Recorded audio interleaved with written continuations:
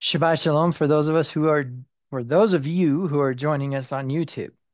I have a number of things that I need to kind of like deal with before we get started. So, first and foremost, we're having some audio difficulties with this microphone. I think it's just gone through its years of use and is tired. We've had it since 2021. So, at any rate, or maybe 2022, I don't know. At any rate, hopefully we'll be getting a new one of those when some funds come in.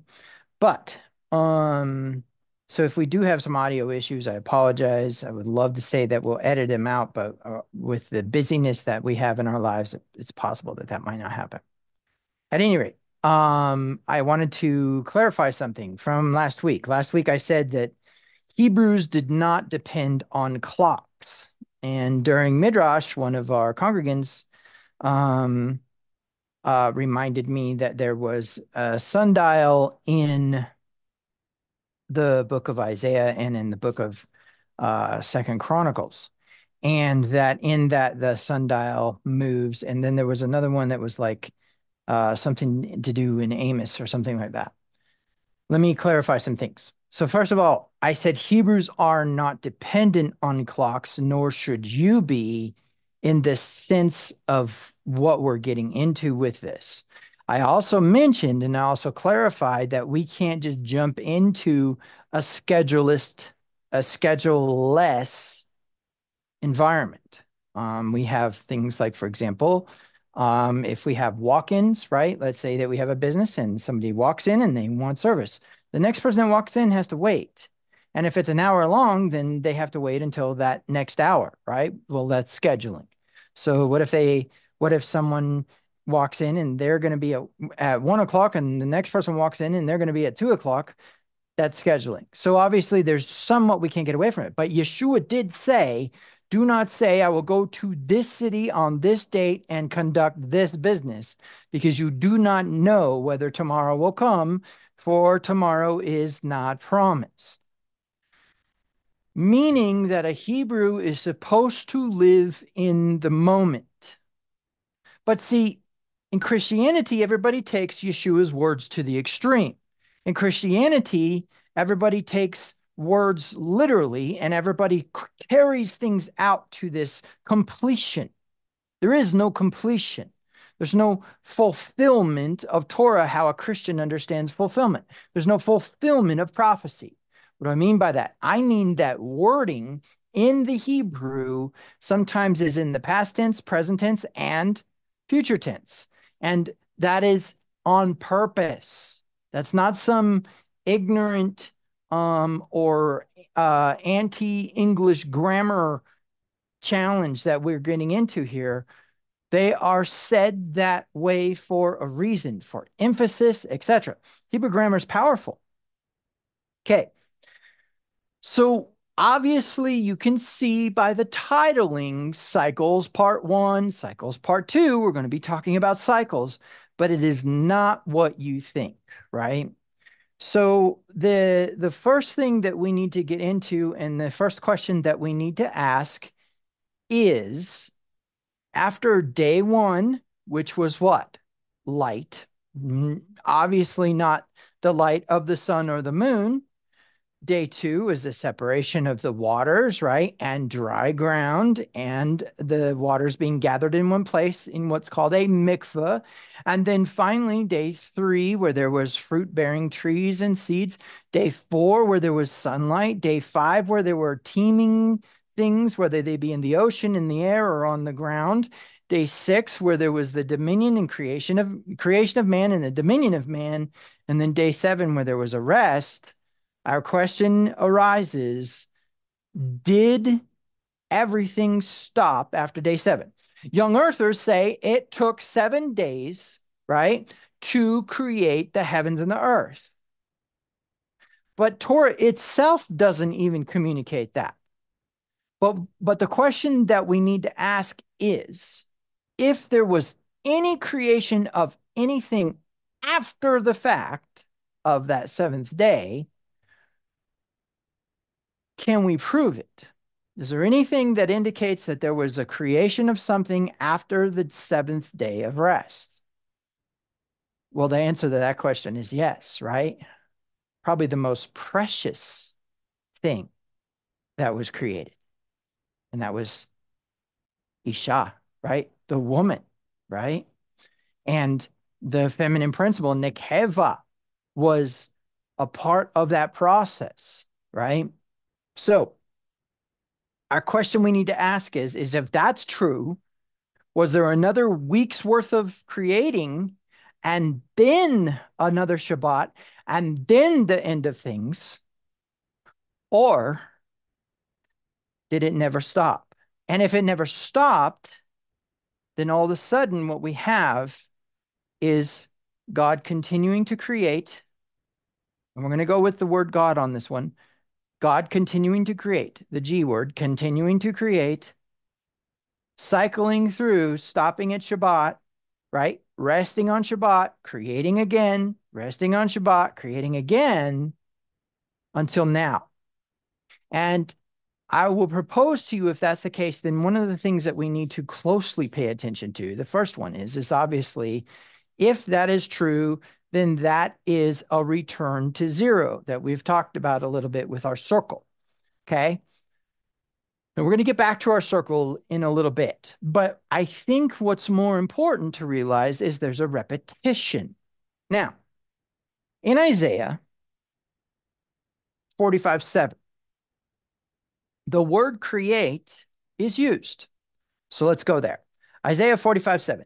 So and while I'm getting there, while I'm navigating there, I want to mention that it is very important to understand Hebrew grammar is not communicated in the modern English versions. You have to have a literal version. You need like Young's literal, or you need to know the Hebrew. And I would advise you in the same sentiment of Martin Luther, who is the founder of American Protestant Christianity, learn the ancient languages. Zondervan has a great one, Basics of Biblical Greek, Basis of Biblical Hebrew.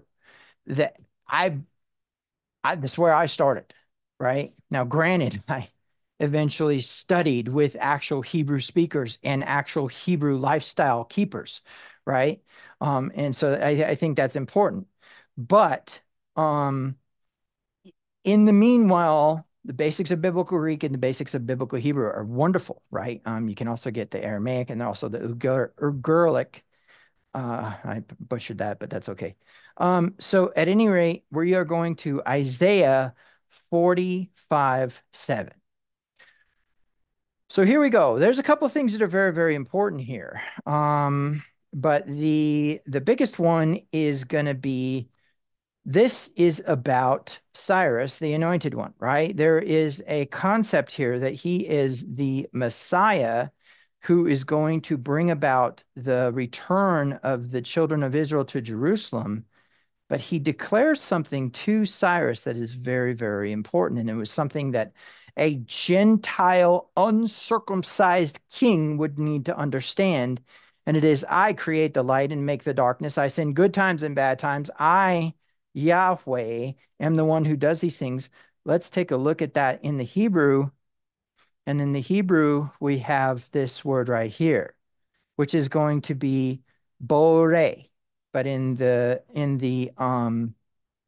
first person masculine singular, it is he created, but also in the lexical form, it is to create, which is what we have here. This is lexical form, always going to be in the infinitive, right? And as we go up, we'll go for the first usage. And what do we have? Genesis 1:1. Going to Genesis 1:1 now. Okay. I want to show you this word. So we're going to go to Genesis chapter 1, verse 1. In the beginning, God created. And of course, that is that second word in the Hebrew, bara, bara. Okay. And I know that I'm not pronouncing the R correctly. Okay. So bara. And then going back to Isaiah 45:7, we have the word bore.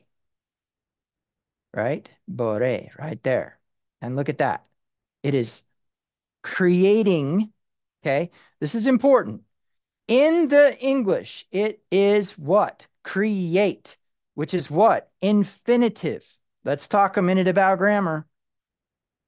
In the English, it's infinitive, which is what? An action that has no beginning or end and is a verbal noun.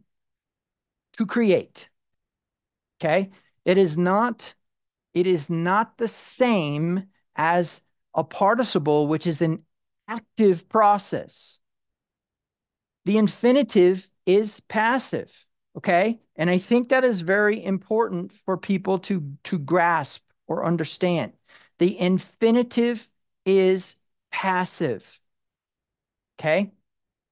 So let's take a look at this. This is going to be in the participle active state.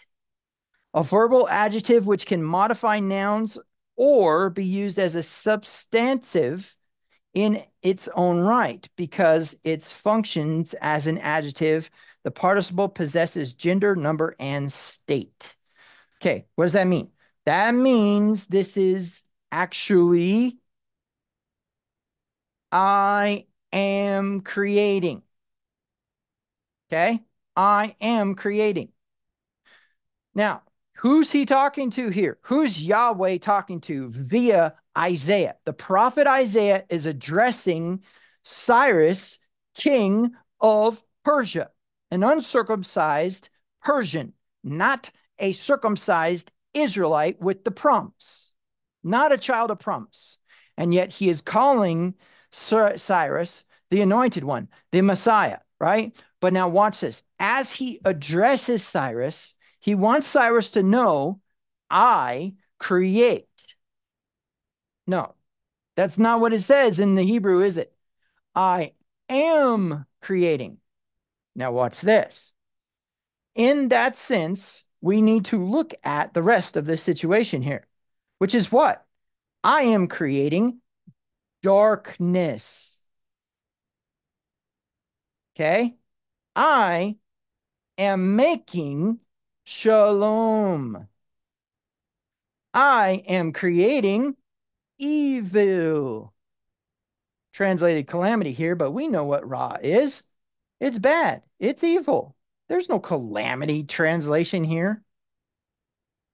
It's evil. In fact, if we get out of the NLT, which is so gentle with this verse, and go into the Young's literal translation, I believe, we will get a very different thing here. Forming light and preparing darkness, making peace and preparing evil. I am Yahweh doing all these things. Preparing, no, that's not quite the correctness of that whole situation. It's actually fattening or intensifying, not preparing. Let's make something clear here. The word bara comes from the fatness of the, or what we would consider to be the fattening part of grain. Okay? Now, there's a few reasons why that's important, but one of the more important elements of this entire situation is the simplicity of this one single fact. In the beginning, God fattened the earth and the heavens, intensified it. Okay? I'm going to let my tablet rest for a minute because it's about to die. But I want you to think about this. I am fattening or intensifying evil. I am fattening or intensifying darkness. I am making shalom. I am forming light. Those are the Hebrew words being used there. Forming, making, and fattening, or forming, making, and creating. Creating is our acceptable JPS, Jewish Publication Society translation, and therefore eventually adapted by the New American Standard, et cetera, et cetera. But in the Young's Literal Translation and the King James Version, we have a very different situation going on. Regardless, the most important part here is the participle. A participle is a present tense process. In order to make it substantive, we would have to put some sort of past tense on it. I wish I was going, or I wish I was jumping, right? I was jumping, right? You would have to put a past tense on it, was. But generally speaking, ing is a present tense operation. Furthermore, ing describes the action as occurring at this very moment. So either Yahweh doesn't rest on the Sabbath, okay? Or he does, and that means that he's been resting on the Sabbath ever since, and therefore we have a cycle. We have a cycle of 6 days of work, and then the seventh is a rest. And that seems to operate in a return to the beginning, a return to the beginning. So day one of the first day after the Sabbath is day one, meaning we have returned to let there be light. Now you say, wait a minute. Okay, first of all, I'm going to feed off of young earth Christians for a minute here. Young earth Christians say, oh, it was created in 7 days, right? Well, if it's created in 7 days and there's a cycle, that means that that same act of creation is going over and over and over again. There's separation of the waters, the gathering of the waters, the dry land, et cetera, happening over and over again, right? Why wouldn't it say something different? Why wouldn't it say, oh, you know what? Actually, this is what he did on the first day of the second week. Or better yet, what he did on the first Jubilee, or what he did on the first Shemitah, or what he did on the first counting of the Omer. Remember our years, our seasons, our days, and our signs. We're going to talk a little bit about signs later on today. Well, possibly not today, but I want you to understand that as we're working with this, one of the most important things that we need to really kind of get a functional understanding of is that it never stopped. And I'm about to prove it to you. And one of the ways I'm about to prove it to you is I'm going to show you that generally speaking, there is still a continuing of creation, which means the earth does not have a young or old status, but a now status. Take, for example, the East Atlantic Ridge. The East Atlantic Ridge is simply just a place where the earth is ripping apart and lava is coming up out of it and creating new land, and it's causing the plates to spread. Okay? Pressure is pushing them apart.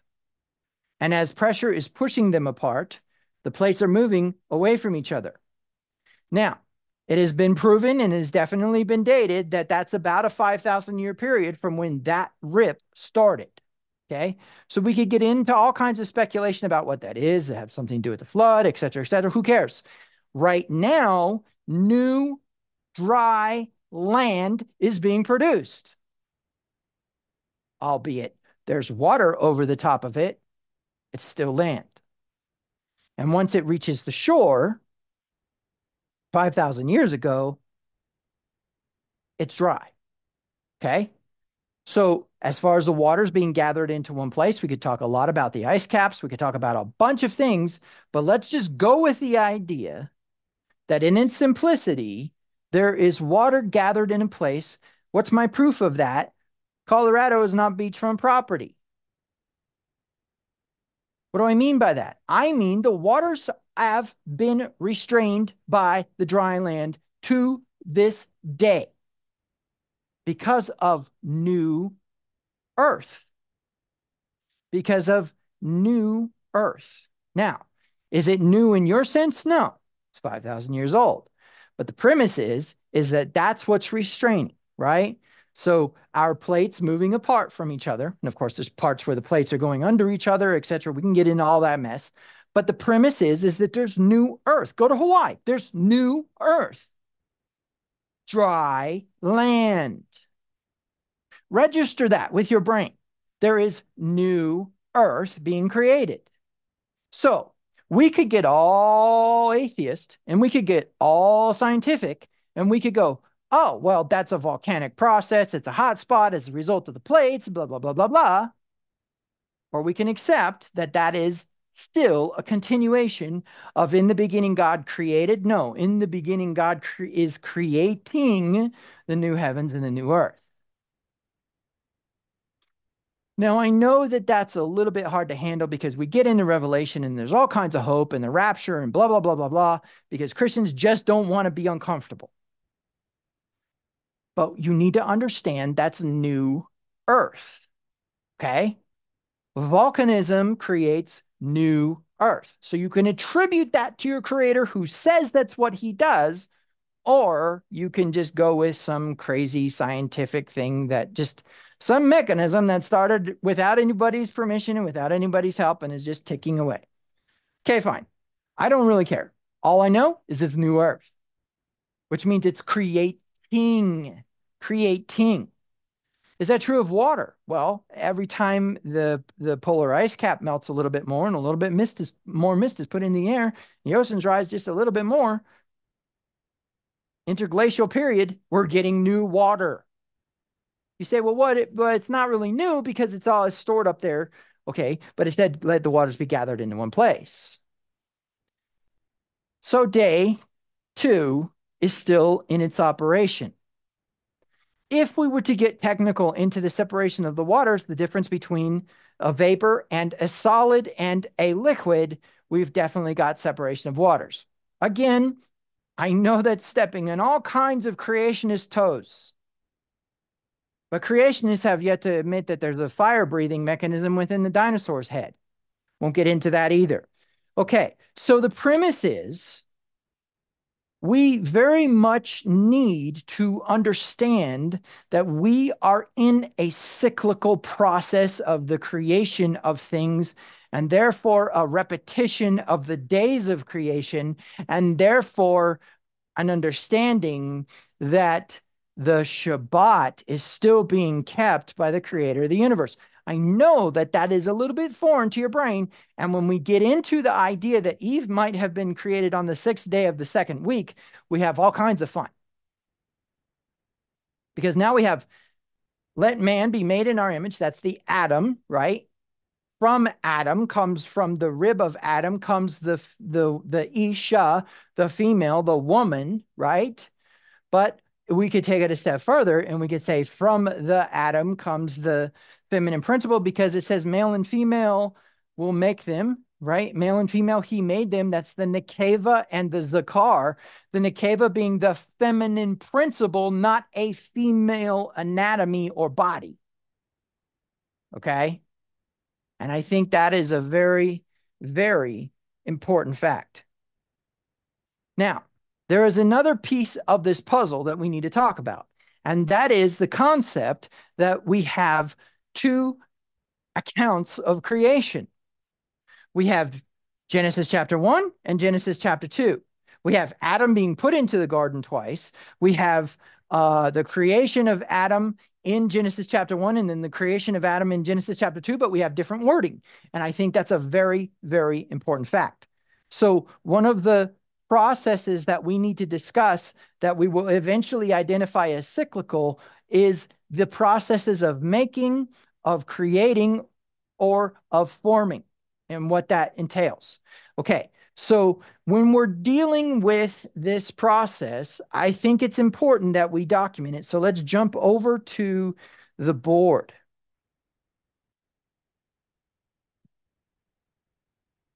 Okay, so starting with the idea of bore. Bet, vav, kresh, hey. Nope, that's not right. Not hey. Aleph. Okay. All right. And then we have what? Then we have Yotze. Whoops. I didn't do that right either. Yotze.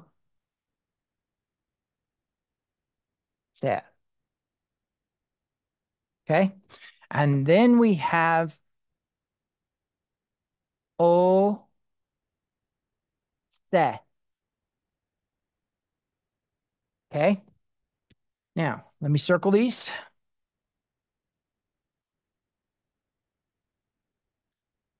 It is very, very important that you understand that this is a world, aka a realm, dimension, whatever you want to label it as. This is a world, a realm, a dimension, a reality. You say, well, wait a minute now. How is that possible? I will show you in a second. And then this is also a world. Boy, I keep doing that. Keep skipping the R. World, a dimension, a realm, a reality. I want you to understand this is where we have our Cartesian system, right? I think I spelled that wrong. Tell you what, let's do this. Let's do it this way.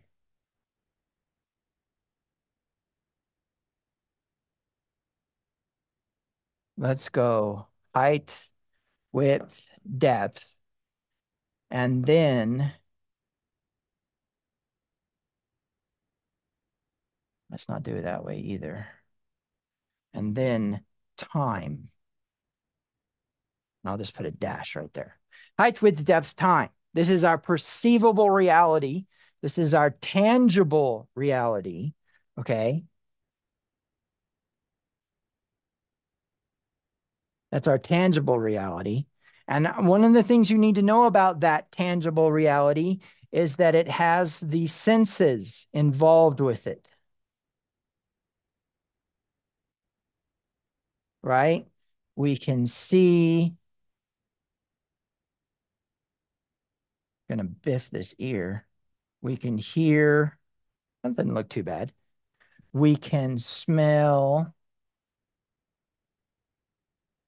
we can taste, and we can touch. Okay? That is how we process information from that reality. Now, the world of Bore, you cannot see.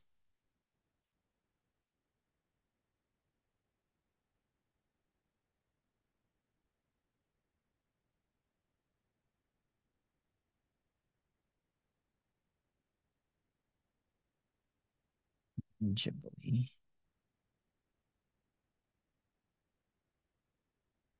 process. That's what you need to know. You need to know that the world of creating is not something you can physically or tangibly process. And that is true also of the world of making.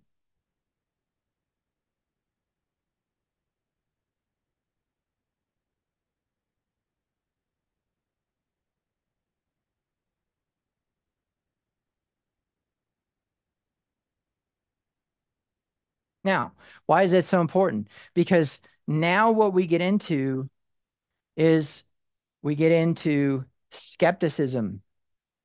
We get into skepticism. We get into people who say, oh, if I can't see it, touch it, feel it, whatever, it must not exist. But what you need to accept is that this is the natural world. Natural. Okay. And these are different than that, which puts them in the realm of supernatural. Now, the way that I want you to think about this is that this has to do with information. These two have to do with information, but these two also have to do with consciousness. Okay. Now, the reason why this is so important is because you need to understand that if you can see it, if you can feel it, if you can hear it, if you can smell it, if you can taste it, then it is of the world of formation. It has something to do with the Yotzer. It has to do with something being available to you in this realm as a resource, also as an opposition, also as a contemporary. In other words, it coexists. So if we have anything that's in the realm of Yatsar or Yotzer, then it is dealing with now. Now, I want to say something.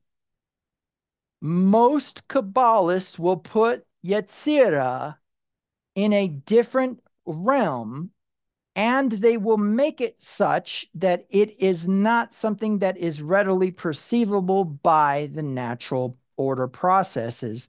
The problem is that it says, and God formed out of the dust of the ground being something in the physical realm.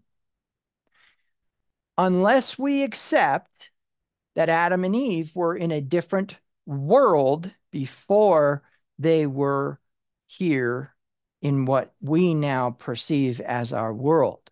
In other words, when they were kicked out of the garden, everything became physical. The only problem with that is the consumption of food and also a concept of cultivating the garden, et cetera, et cetera. Now, we could get into that. All of those things were energies, and then that's fine if that argument wanted to be made. But generally speaking, I say that the forming is height, width, depth, time. Now, I may be the only one that says that, and I'm not trying to be arrogant, but that is the perception that I am given by what I have learned. Okay?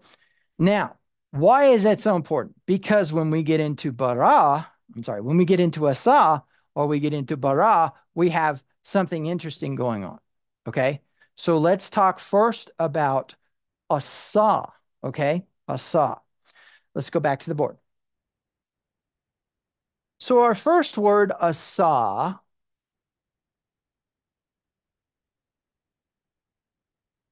where we get Ose from, is going to be in this form. Now, for those of you who have just recently come to this channel and don't know this, we will be dropping the hay here in a minute. In fact, I'm going to use a different color so that we can have something a little bit more impactful concerning dropping the hay.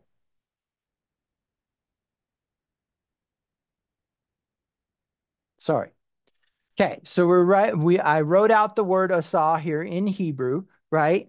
And I'm going to drop the hay. Why? Because this is a child root. Okay? This is a child root.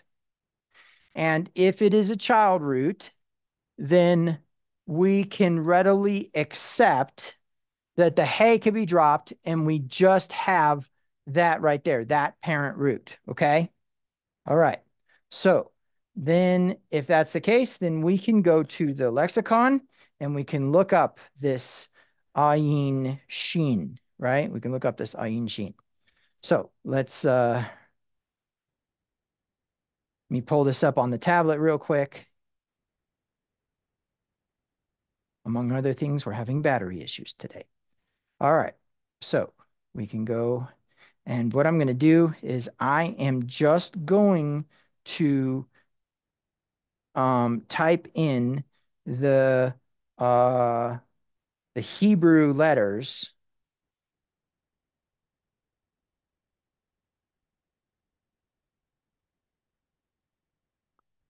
ayin shin, and we'll search for it that way. All right, and so we're looking for ayin shin hey.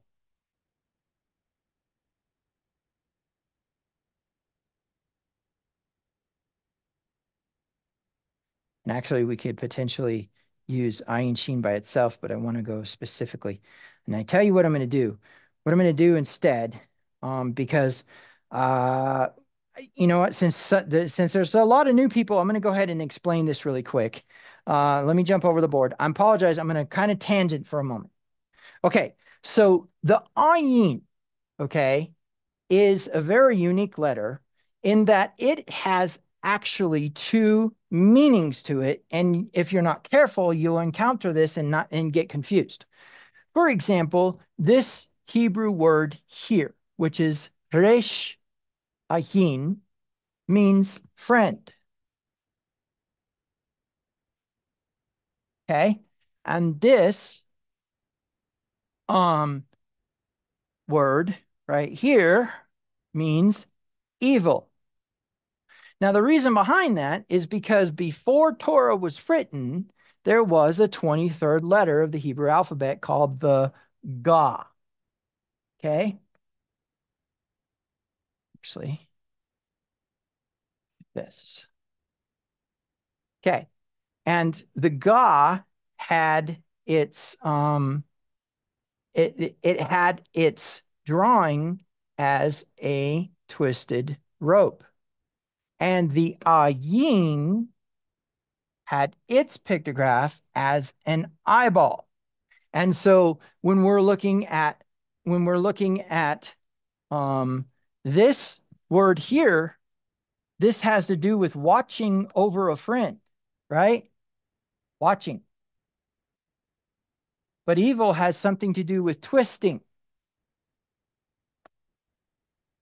Now, you wouldn't know that because this is the only letter that's appearing in Torah. Both of these words are in Torah. Both of these words are in the Psalms. Both of those words are in the Tanakh.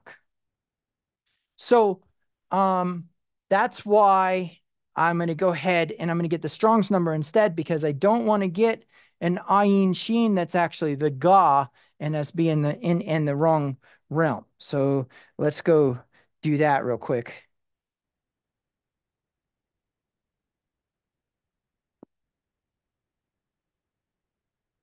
Like I said, we're having battery issues today.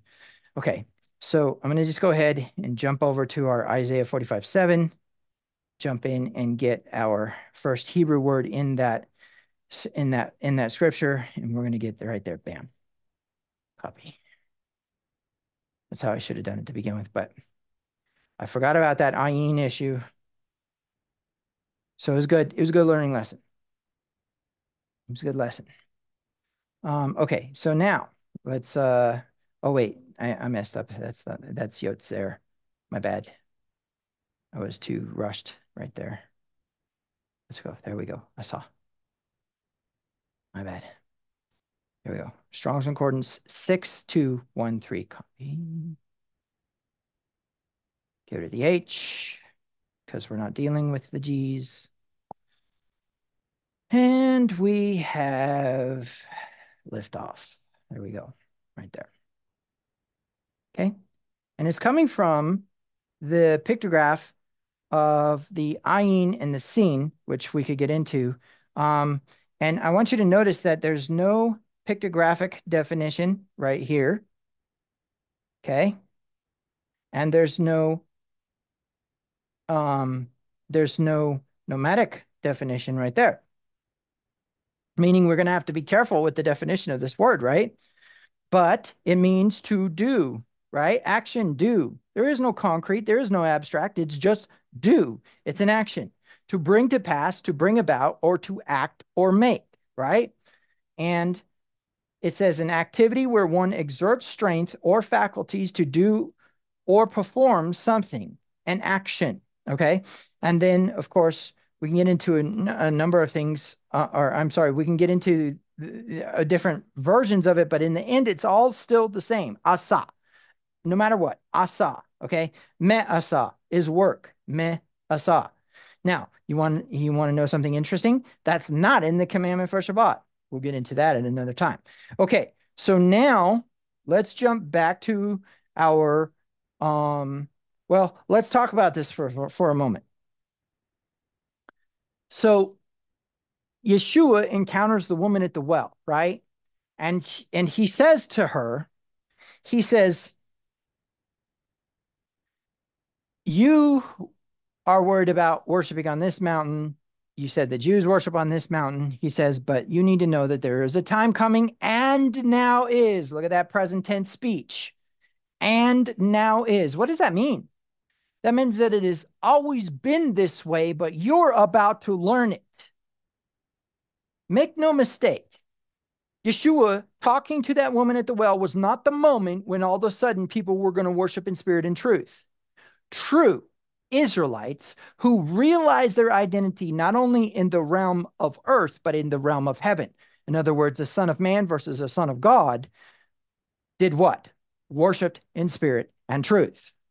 Now, when you figure out that worship has nothing to do with waving your arms and nothing to do with music, then you understand that worship has to do with submitting and receiving, and what you're eventually going to understand, entrainment. But we're not there yet. We're going to get there. But the premise is that basically what we have going on is if we're going to worship in spirit and truth because God is spirit, meaning what? Meaning one mountain isn't going to hold the amount of energy possible to be worshiped in the first place. He tells a group of believers, circumcised Jews who did not know he was the Messiah, you are the light of the world. But he also says, seek ye first the kingdom of heaven and all its righteousness, and all these things. What things? Those things that they were worried about, what they should eat, what they should drink, what they should wear, if they're going to go do business in this city, et cetera, is going to be what? Added to them if they seek first the kingdom of heaven. And then in another place, it says the kingdom of heaven is within you, which means we have a lot of questions to ask. But the premise that we need to really, really get our minds wrapped around is that if we're dealing with something that does something that has nothing to do with height, width, depth, time, see, hear, feel, taste, or smell, then we're not dealing with our version of reality when we're dealing with Asa. Now, why is that important? Well, for two reasons. Number one, Genesis and the Image of God series will communicate to you and has definitely started to communicate, the ones who have watched that first video that's got the really crappy audio, that it's not what you think, right? It's not the realm of understanding that we have, but understanding that we will have. But the rule behind the concept of correspondence that Paul mentions when he says what? When he says that which has been made communicates to us about or teaches us about, helps us understand what we don't understand, the invisible attributes of God, the divine nature, and the eternal power of God. Okay, which corresponds with omniscience, omnipotence, and omnipresence, and also corresponds with the Epicurean test of what? Of malevolence. So, and this is important, we are not dealing with something that we can perceive when we're dealing with the word Asa. Now, before you freak out, let me show you something, because somebody's gonna be reading along and they're going to be going along and they're going to find something, right? Because once you get past like Genesis, I don't know, let's go with chapter 3. Let's get into Genesis chapter 11, let's say. Genesis chapter 11, they say, give help. Let us build for ourselves a city and a tower and its head in the heavens, and make for ourselves a name, lest we be scattered over all the earth. Let's insert the Strong's number here if we can. If we can get away with it. I don't know if we can or not. Nope, it's not letting us do that. Let's see if we got... Nope. Okay. So we're not able to do that. So let me explain it. In Genesis chapter 11, when they say, let us build a city, they don't use the word bana, okay, which is the word for building. They use the word asa. Let us make, okay? So a couple things are important. First of all, there's two ways that we could go with this. We could say that there is a make for heavens and a make for earth, or we could say that they used supernatural means to construct the city, which would explain why Yahweh might be a little bit bent out of shape about their behavior, right?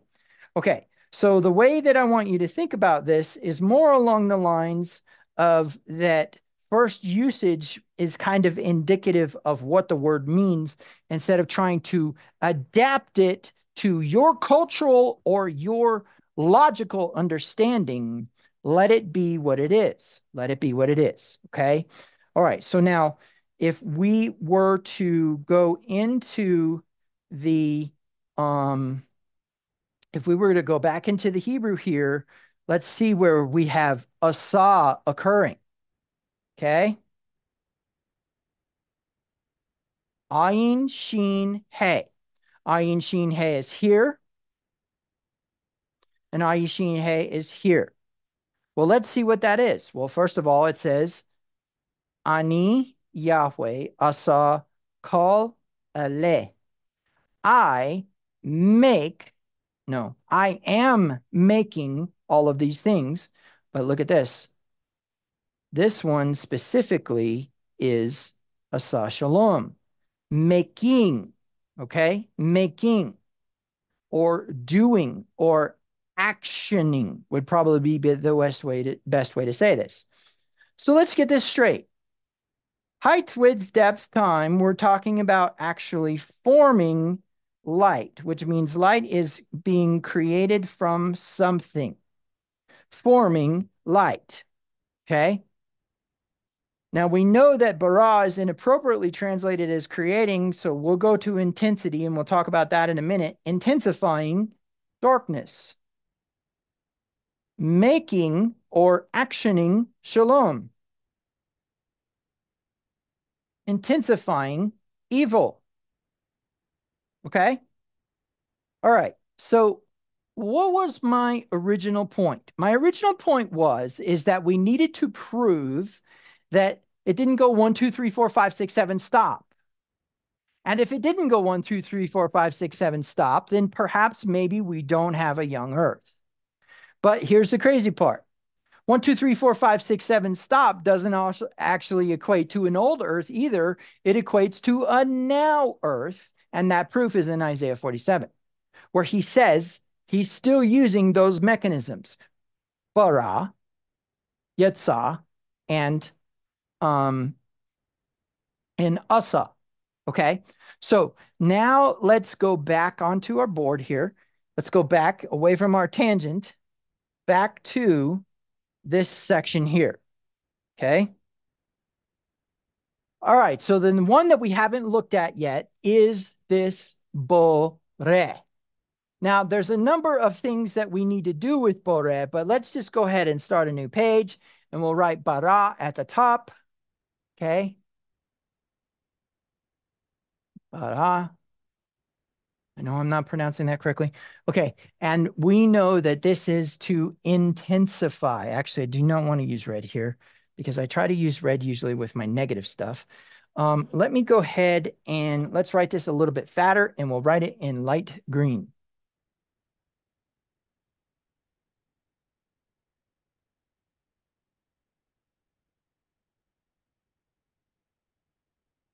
Oh, intense. We're missing a very important letter. Intense. No. Intensify. There we go. I think that's probably right. I really don't care if it isn't, but okay. So, because if you're caught up in my spelling, you guys are missing the point. All right. So, intensify. Let's talk about this for a minute. What happens in a human when something intensifies? I'll bet you guys don't know this. The truth is that when something intensifies, it detects itself and reproduces itself. Okay? And that could be a hormone, that could be a thought, that could be a hormone creating emotion, obviously, but that can also be energy, okay, which can be felt. Now, I know that there's a lot that goes into the idea that we feel spiritual energy, but I'm going to get to that in a minute. What is important to know is that if something is made more intense than it usually is, that means that it's more extreme. For example, in the Hebrew, there's actually a grammatical usage of Hebrew words called the piel. And the piel is the tense version of it. For example, if I say shavar, shavar is masculine singular past tense, or what we call perfect, right? Or completed action. He broke. Okay. He broke something. Let's say we say, we'll say shavar keli. He broke the cup. Okay. Shavar keli. Now, when we're talking about this, and actually we could say et keli, but that's ancient Hebrew. They wouldn't use that in nowadays Hebrew. Shavar keli, if I say shaver keli, sorry, shaver keli, that's he smashed the cup, right? There's an intensity there. There's an extreme there. Well, extreme speech is part of the Hebrew lifestyle. For example, when Paul says, that you would mutilate yourselves, is he actually want people to go and actually do something that's commanded against Torah, which is to cut yourself, to create self-harm? No. What he is saying is, if you want to get circumcised in order to believe that you have a part in the family of God, then go cut yourselves, because that's how useless it is. Now, a normal Hebrew would understand that to be an extreme. If you're going to do that, you may as well do this, because that's the use of it. That's the value of it. But a Christian comes along and says, oh, it's proof of the curse. They shouldn't circumcise their children at all. And I can tell you, during the World War II era, and then afterwards in the 50s, if there was a Jewish male, say, in the locker room, and he was circumcised and the rest weren't, then he was a Christ killer. Because the parents of the Protestant Christians refused to circumcise their children until they started getting very special little diseases that let them know that they should have probably circumcised their children. We won't get into that. But the premise is that you understand that when something is spoken in extreme, when something is made extreme, greater value is placed upon it. Not necessarily a positive or negative value, but an intensity to it. What if I told you there's an entire realm and filter that is present that creates that intensity? Well, the intrigue will come from the side of understanding, why would Yahweh intensify evil? Why would he intensify darkness? Right? Why would he intensify a separation? Why would he intensify a twisted mind? What is he doing there? Well, there's a number of things that we could definitely come to a conclusion with. For example, if he intensifies a twisted mind, the outcome is going to eventually result in a rock bottom.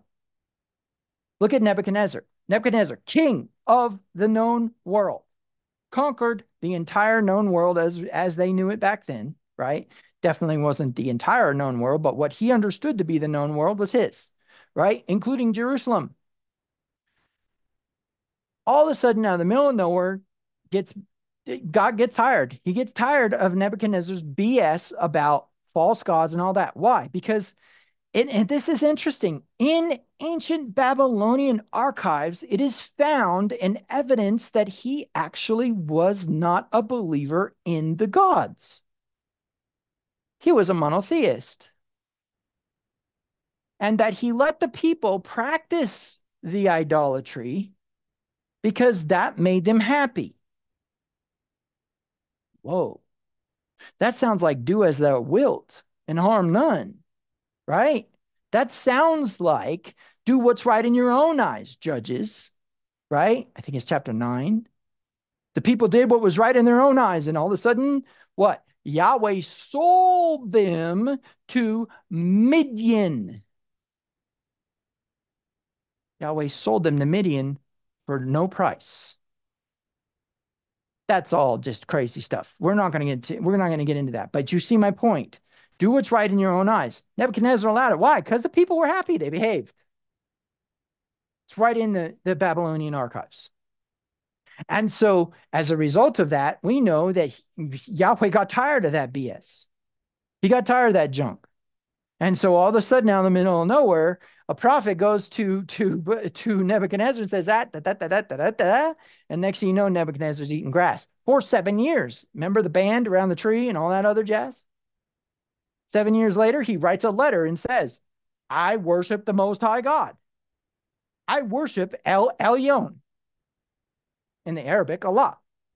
But the premise is what we need to understand in the sense of the Most High God is that Nebuchadnezzar understood that there was an intensity, there was an intensification of all power in the universe, and that intensification of all power in the universe was singular and was not some pantheistic, polytheistic separation of gods, but instead was this singular entity, and that singular entity was to be bowed down to by the king of the world. The king of the world was to bow. That's worship. Submission. That's worship. Right? Even David said something about what? About sacrifice and offering I would offer, but you do not desire it. And then Yeshua takes it a step further and creates an extreme to it and says, sacrifice and offering I have not desired, but what I have desired is mercy. Won't get into that. Okay, so now here's the premise. The premise is that in these realms, we have realities that are not your business. Yahweh says in Deuteronomy chapter 12, I believe, he says, all of the things that I have commanded to you, you are accountable to. But there are other things that you are not accountable to you that you do not know that I know. Oh, so there's another Torah that we're not ready for yet. And if we were ready for, we'd be given. And here's the concept. The concept is we're accountable to what we were told, but we're not accountable to what we're not told. So if we're told it, then we're accountable to it, right? But here's the principle, and guys know I hate that word accountability. It's stupid word. We're liable. We are attached to the cause and effect of. Okay, that's the premise here. So now, when we're looking at this process, we understand that if we can't understand it and we can't perceive it, why should we even worry about it? Because that which has been made has communicated something about it to us. So in terms of intensity, what we need to understand is there's something that causes the movement of energy to be gathered into one place and become intense. Okay? And that concept of intensity has something to do with a conscience. So let's see if we can find that in this Hebrew word. So first of all, going back over to our Hebrew word, we have what? We have an understanding that if it is what? If it has an aleph, let's talk about our child root again. And that's not the color I want to use. Let's talk about our child root again. When we're dealing with our child root, we have what? Actually, you know what? I want to make that just a little bit fatter. Okay, here we go.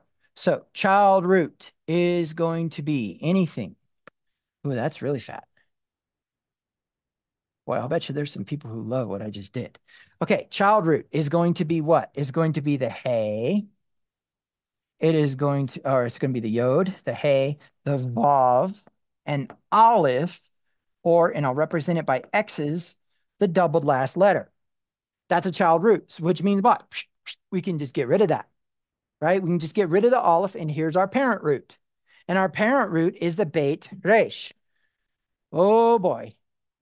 Oh, boy. What just happened? You guys know what happened because you were in the season last year of the strong mind. Let's just recap for a minute the strong mind. So, first of all, we have what? We have the Aleph Resh, right? The Aleph Resh. And then we have the Resh Yin, okay? And I want to remind you that this is strong, and this is mind or head.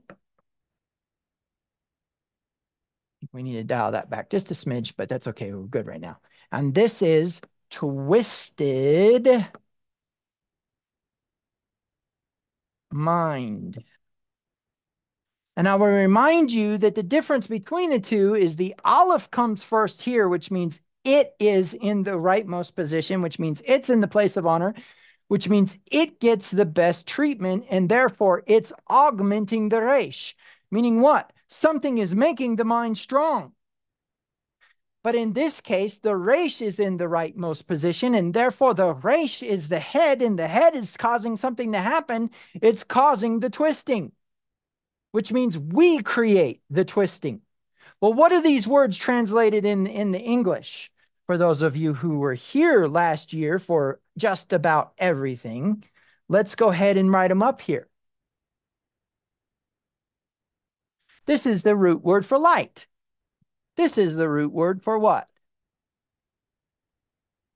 Evil. So what do we realize? We realize that the mind played a huge role in the process of creation and played a huge role in the existence of things. For why? Because Yeshua says what? You are the what? Light of the world. Let's do fat pen here. Light of the world. You are not supposed to be evil. And that evil is that way from childhood continually. And we went into wounds, right? We talked about wounds. We talked about a twisted mind being what?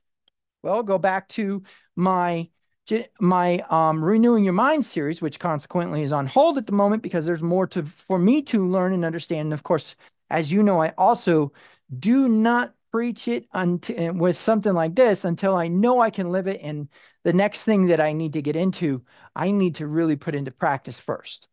Okay. But the premise is that basically what it comes down to is the concept that evil is a combination of your limiting beliefs, your entitlements, your wounds, your entitlements, and your limiting beliefs, your past, your present, and your future. Your past being controlling and telling you false identities and therefore creating a false Elohim, which in the Hebrew is what? False gods, right? And what?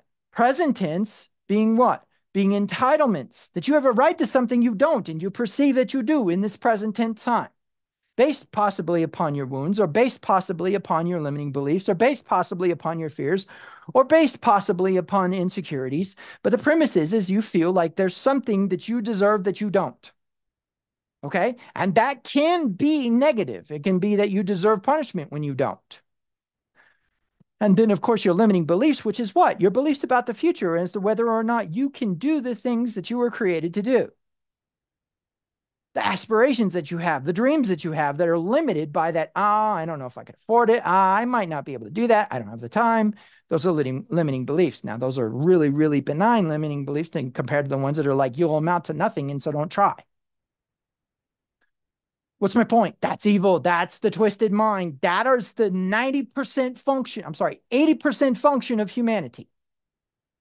Of the 8 billion people that are on the earth, 80% of them are in that mindset right there. 10% of them are in a depraved mindset, which is another story, and 10% of them are in the heightened mindset, which is what? Those are the ones who we're trying to become. We're trying to become the change that this world needs. What world? The 80% that's stuck in their weak mind. So why I bring this up? Why is this here? Because there's something in common with both of these words and our word today, and that is the resh. There is a resh in the word create. That's right. Going back to our words. So what do we have? Well, we're going to go into the lexicon, but right off the bat, I'm just going to draw these lines down here. I may need to, I may need to shrink down the words a little bit or the pen a little bit here so that it's discernible. But this is what? This is tent. Tent, family, right? Inheritance, heir, firstborn, double portion, all of those things, right? Provision, protection, and instruction. And this is what? Head, mind. Holy smokes. So consciousness has something to do with creation. But let's get into it. Let's go into the lexicon. Let's see what the ancient Hebrew Research Center discovered about this word. Let's go into the lexicon.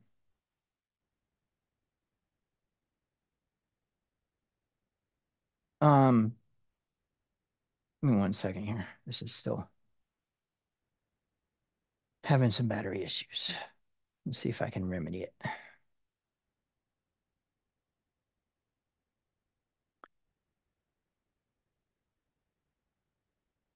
I think some of you even know where this is going, right? Some of you know that this is going to end up with something to do with your brain, right? Or something to do with the consciousness of the intensification of all power in the universe, which we will get to in a moment. We will understand it better in a moment, pending any more technical difficulties, right? Okay, let's see. Okay, there we go. All right. Now, getting into an ancient Hebrew lexicon of the Bible. Let's see what we got here. We got um, what do we need? We need bara, right? So that one we're not going to have an issue with if I type it into the Hebrew, because obviously when we're working with this, let's not do it in Chinese. We are working with uh, non-ambiguous letters, right? It's not the ayin where we have two different meanings. So we can just jump right straight to it. So we'll just go find it. There it is. Boop. And there's our parent root. Oh, oh, nope, that's not it. I jumped the gun on that one. Go. All right, there it is. Our ancient parent root, Beit Resh. Action, feed, fly, fatten, divide, eat, kneel. Okay, yeah, that's nice. Okay, thrust or kneel, right? All right, and then the concrete is grain, soap, wing, pit, fat, meat, palace, warrior, suppress, sword, knee. Okay, and then abstract is covenant. We probably really need to talk about this thing, right? Okay, we have bait. The pictograph bait is a picture of a tent, but also represents the family which resides inside the tent. And techesh is a picture of a head. Combined, these have the meaning of family of heads. Now listen to this. The plant families of grains, such as wheat and barley, have a cluster of seeds at the top of the stalk called heads. These grains were used for both food or were used for food for both man and livestock. So at the core of this thing, we've got food, right? We've got what? We've got something that is consumable, right? But in premise, we need to understand that this is the word that we're using for create. So we need to go to our Beit Resh Aleph. Here we go. And it is bara, which is translated because of its connection to food, because of its connection to grain, fatten, to make more substantial, fleshly, or plump, to fill up the filling of the earth in Genesis 1 with the sun, moon, planets, animals, the filling of man with breath and the image of God. You see now where we get the concept of fattening. However, in the actual understanding of the strong mind. We understand that this is a tent mind. So creation has something to do with the tent. Well, let's talk about that for a minute. Provision, protection, and instruction. So when we're dealing with the intensification of all power in the universe, we know that that is exactly that, something very, very intense. What else do we know? We know that it is a masculine principle. We know that it's a he, right? Not a he like what I am as a he or what you're not as a he, but instead more along the lines of the actual masculine, which is an assertion of energy without limitation. And then what? An activation of compassion upon a lesser vessel. You want proof? Here's your proof. See, and this is the part where we get into correspondence again. What is correspondence? Correspondence is where the intensification of all power in the universe sends messengers and information and guides and instruction and all these different things in the form of things that we would understand that have been made. That's why we have a father, right? Yahweh is a father. What else is he? He is a husband, right? Yahweh is a husband. Those are human concepts. Father and husband are human concepts, but they communicate something greater about the energies of the universe, and specifically the consciousness that we call God. Okay? So getting into then our getting into our kind of our what has been made type of text, we are going to go into the latter writings of Peter, Paul, etc. Right? But specifically, we're going to go into First Peter chapter 3. First Peter chapter 3, in like manner, the wives be subject to your own husbands, that even if certain are disobedient to the word, through the conversation of the wives without word, they may be won. Boy, we won't get into that. But here we go. Having held your pure behavior, no, that's not where we want to be. Here we go, right here. The husbands in like manner dwelling with him according to the knowledge as to a weaker vessel, to the wife, imparting honor, as also being heirs together of the grace of life, that your prayers not be hindered. Now, we won't get into prayer, but I can tell you it's not just blah, blah, blah words. It's not just repetition. We don't sit down at the table and say, good food, good meat, good gods, let's eat. But we intensify our energy. We focus it on the visualization of the thing that we want to see changed in the natural order processes, and we command it with dominion. That's prayer. Anything other than that, you're off your rocker. All right. So from that point of view, husbands in like manner, dwelling with them according to the knowledge as to a weaker vessel. That's compassion or mercy. So the premise is that this intensification of all power in the universe has this intended bride, and he needs to have compassion on her because she is not him and she is different from him, and she's not able to ever attain to his level of consciousness, attain to his level of power.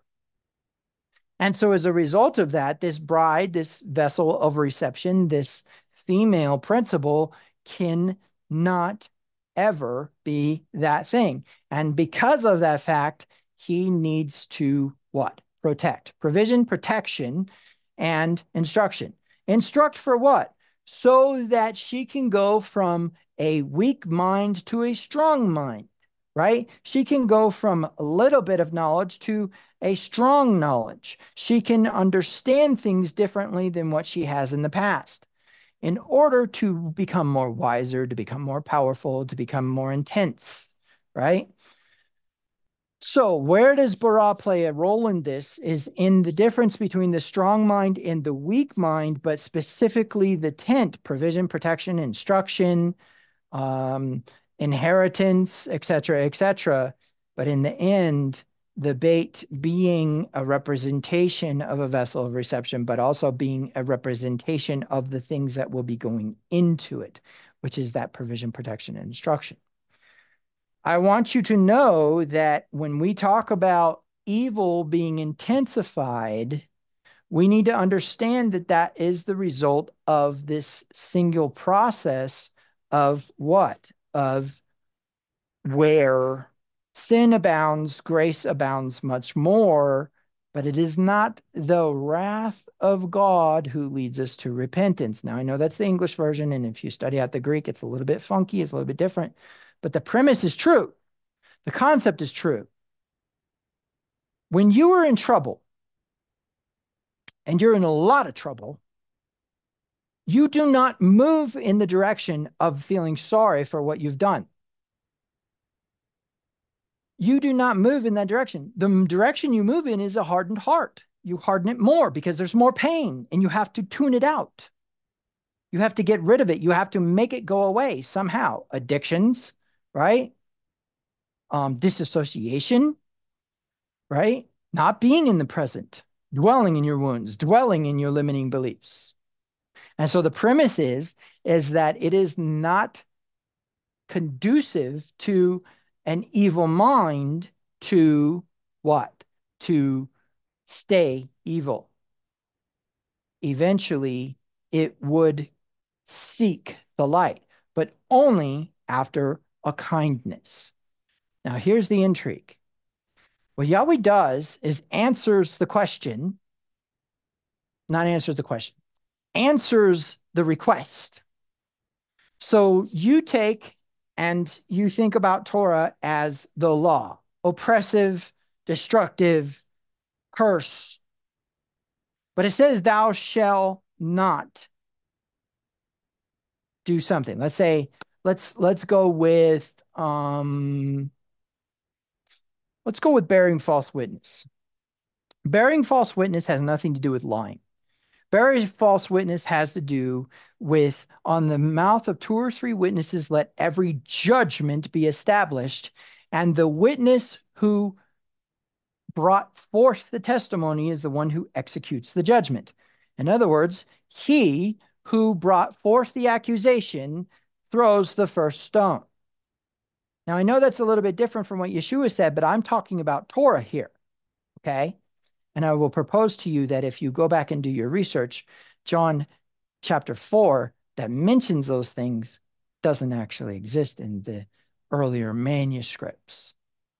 And so why I think it is very important that when we're looking at this, we understand that we're going to go more from a Torah-based situation. Because why? Because Yeshua was Torah and honored Torah and protected Torah and kept Torah.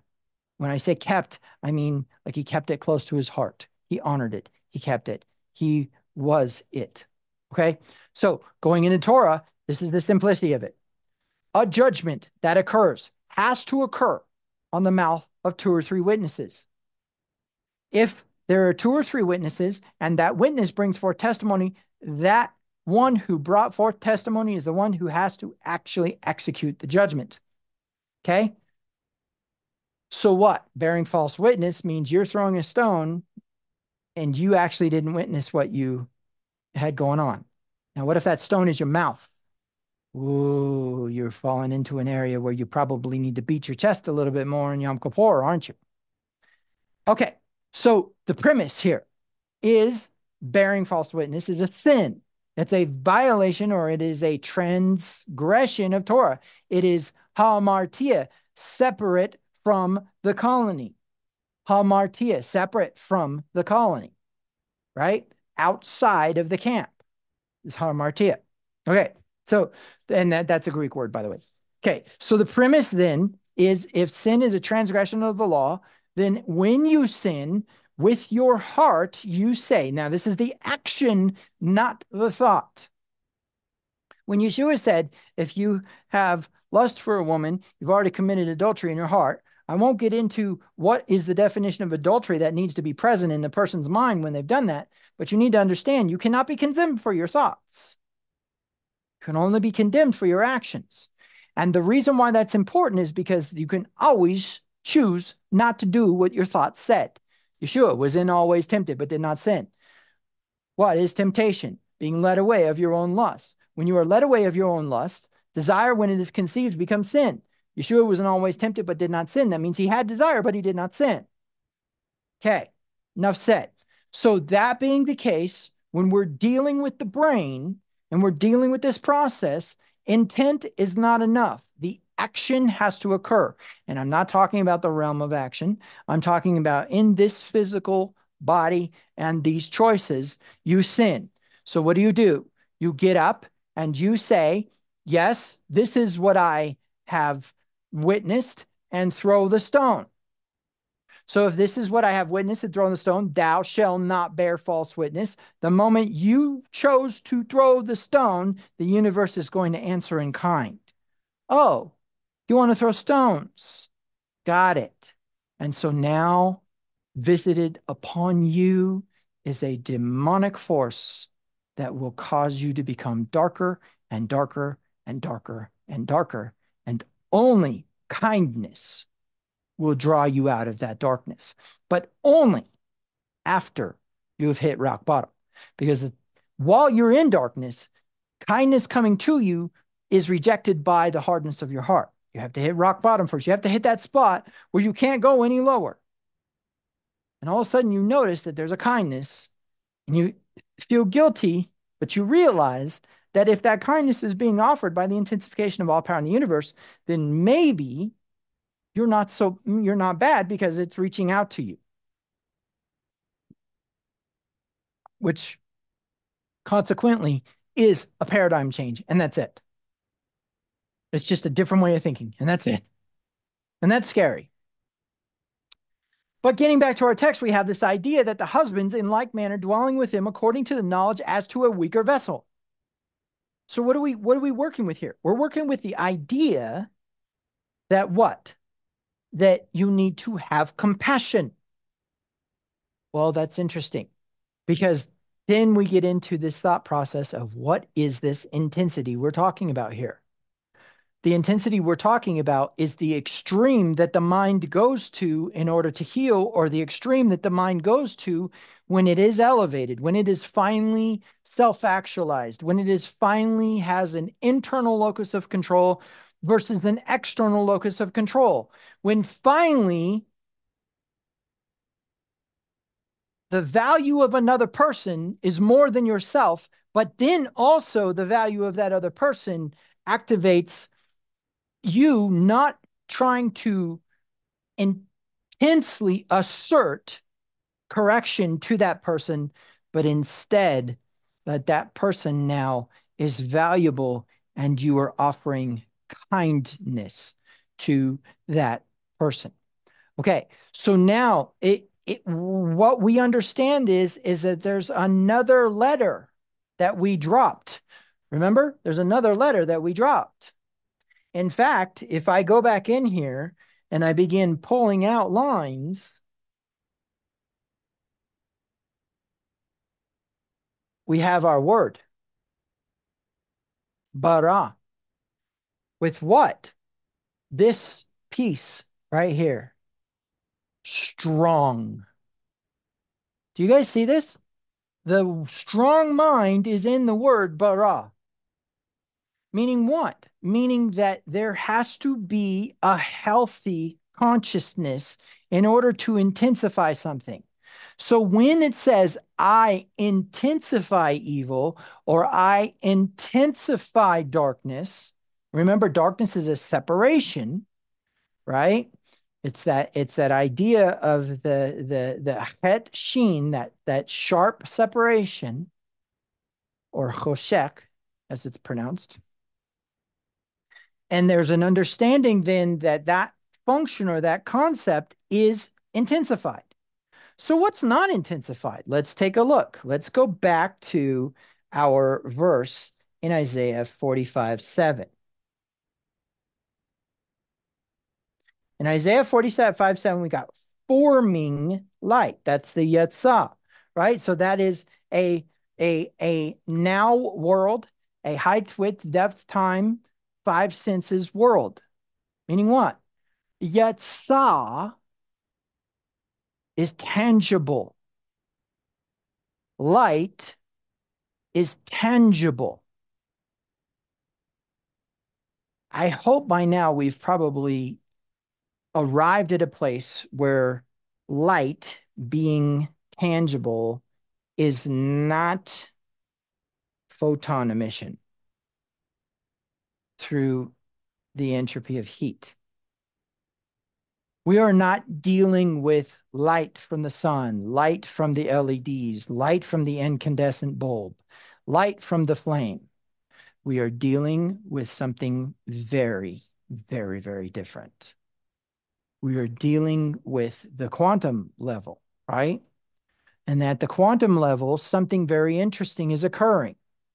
What information that we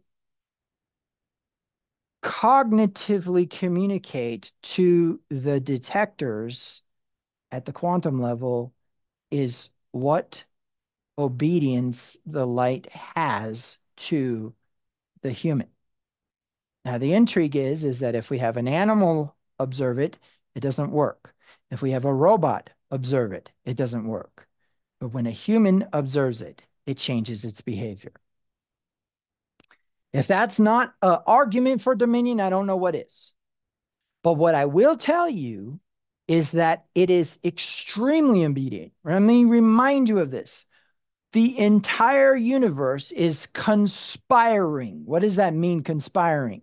That every single last thing that's created is working together in the background without your permission. The entire universe is working in the background without your permission, conspiring to be unconditionally and absolutely obedient to the sons of Adam. Meaning what? The universe is hypersensitive to the intent of your heart, and your actions ratify that intent. Meaning what? You create the flow based upon your actions. Your actions create the intent. That's why there always has to be an action performed at the feast days. There has to be a physical carrying out of the feast days. That's another story. We'll get into it. Okay, so now what we need to ask the question is, if these realms all are communicating the same truth in an ing English grammar of actioning now, happening now, creating, no, fattening, intensifying. Now let's talk about intensity in terms of how it starts and how it finishes, okay? Oh, that's not where I want to go. That's where I want to go. Okay, so the principle then would occur in some form of this, right? And since we are English speakers, we'll work from right or from left to right. So let's say that at the beginning, we have something that is communicated here. Okay.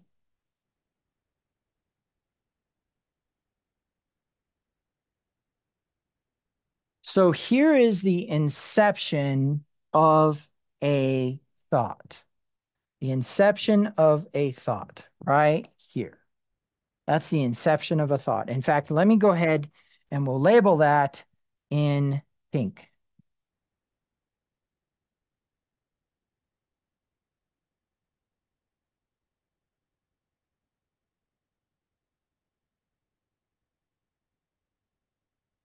In other words, it's an original thought. Okay. An inception of a thought, then placed through a concept of scenario processes. Well, what if this happens if I make this decision? What if this happens if I make this decision? What if this happens if I make this decision? And what happens? Eventually, it is intensified. All right. I'm going to draw this just a little bit more concept here.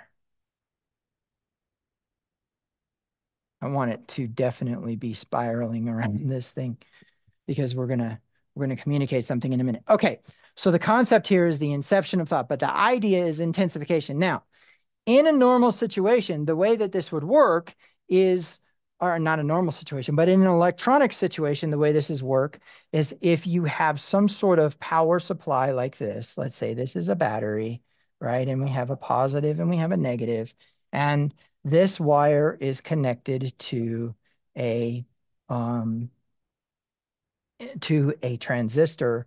And the principle is that if you feed that wire back upon that, whoops, not on that one.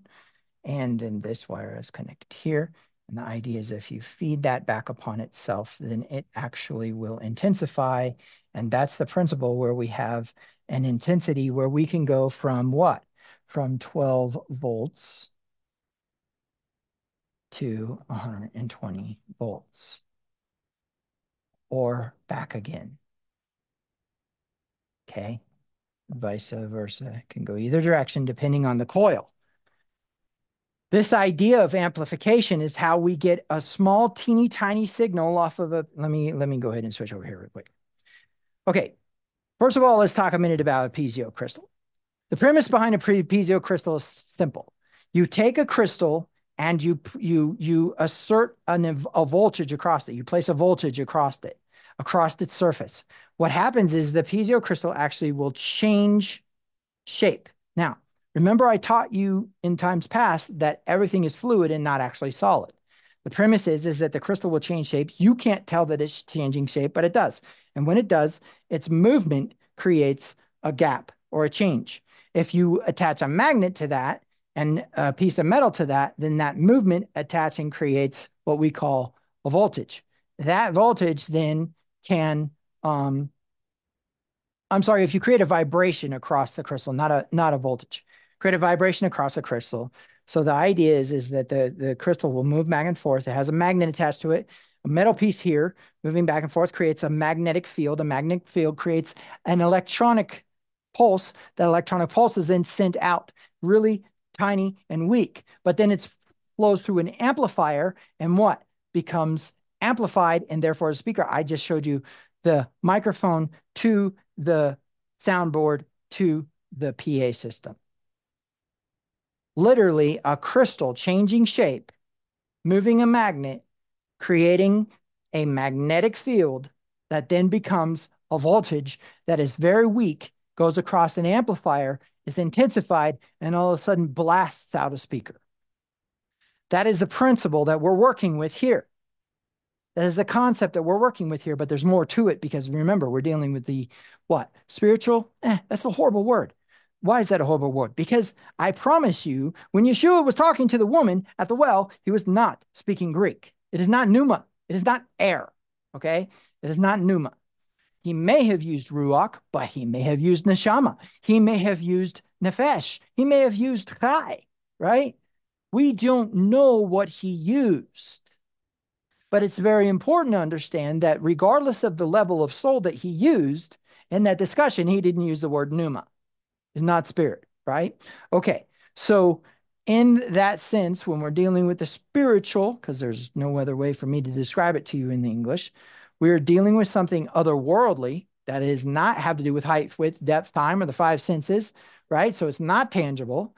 Then we're dealing with something very different. We're dealing with thought, consciousness at the highest level. Okay, so let's get back to this. Okay, so the premise is we have the inception of thought, but it is passed through an amplifier. Why is it passed through an amplifier? Because the intensification of all power in the universe is musing. A lot of people don't know what that means. Musing is meditating repetitively on one single desire. And if we wanted to assert something here, which I think I'm going to do with my finger so that it's uber fat, a desire is being produced here. In a minute, you're going to see how all this is taught to us in electromagnetism. But the point is that desire that's being produced is being intensified by thoughts of you.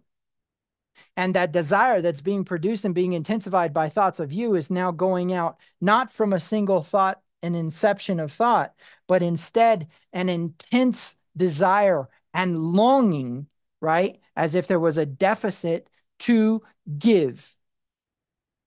There is a longing to give, which means what? Somewhere there is an entity whose capability is to receive. In other words, the very existence of the vessel of reception means that there is an ongoing, intensified desire, an amplified signal from the intensification of all power in the universe to what? Fill the vessel of reception. Meet the need. Now, here's the crazy part about it. If I have a man or a woman sitting on the side of the road with a cardboard sign saying anything will help, who or what is that? That is a vessel of reception, right? But what did Yeshua say? Yeshua said, if you have done it to the least of these, you have done it to who? To me.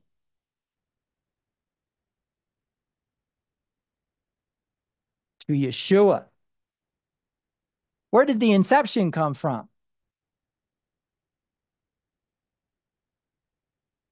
In other words, the thing that's missing is Yeshua. The thing that doesn't have the things is Yeshua. The wife who does not have the love from her husband and longs for it, which produces in the universe an answer somewhere. A woman is not treated the way that she's supposed to be treated. Guess what? The universe has already a plan for her because she's a vessel of reception, because she is the Yeshua who was slain from the foundations of the earth, who was the information that something is missing. The universe responds in extreme, right? That's where we get the idea of intensifying separation, intensifying evil. But the premise is that all of the answer comes from Yahweh. The question comes from Yeshua. Because unto the least of these, you have done it to me. Yeshua is the balance. Okay. Why is that important? Well, when we get back to our concept here, remember this. Let's do it in all the colors that we had going on. So here we have what? We have a single electron flow. Let's not do blue with this pen. Let's do this color. Okay. And then we have another electron flow with the same heart or mind or echadness, which is the masculine and feminine principle in synchronization with each other. The masculine principle being the what? The answer, the feminine principle being the question, the masculine principle being the greater, the feminine principle being the lesser. And what does that create? It creates, let's see, what color was that pin? That pin needed to be this color.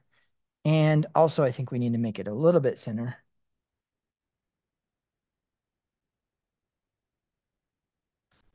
That then creates this magnetic field,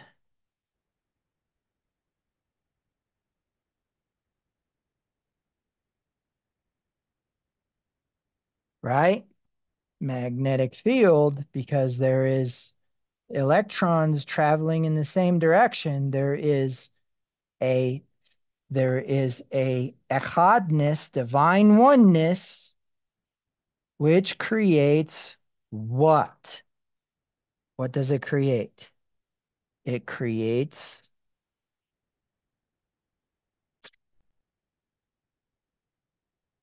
attraction.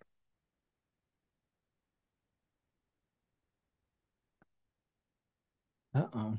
So then let me draw my yellow arrow. There we go. It creates attraction. So what does that mean? That means that in order for the signal to go from the answer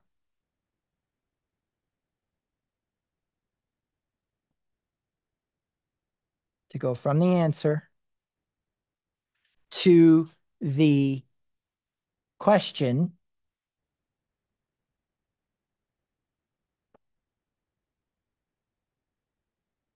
right? Here's the question. In order for that to occur, there needs to be what? There needs to be intensification. Which means what? There's actually an intensification here as well. Why? Because that's the crying out, right? Let's talk about it a minute. Yahweh said, you can do idolatry all day long. He didn't say you could, but what he's getting at is those things are not what's really going to get you in trouble as much as these other things. Exploitation of the poor, exploitation of the widows and orphans, exploitation of the stranger. Somebody comes along and they're ignorant of Torah, and they do things that are not they are offensive to Torah, then they are offensive to you, and you react when the truth is that they're not accountable to it until they know it. Now, once they hear it, that's a different story, right? But you can't get bent out of shape about the Christian who celebrates Christmas, who has not been told that you are not supposed to worship me the way the pagans worship. And I will take you back through Christmas. All you got to do is schedule an appointment with me. I'll take you back through Christmas to the point where they were sacrificing children, where they were practicing fertility rites, and where they were doing an exploitation of women and an exploitation of children.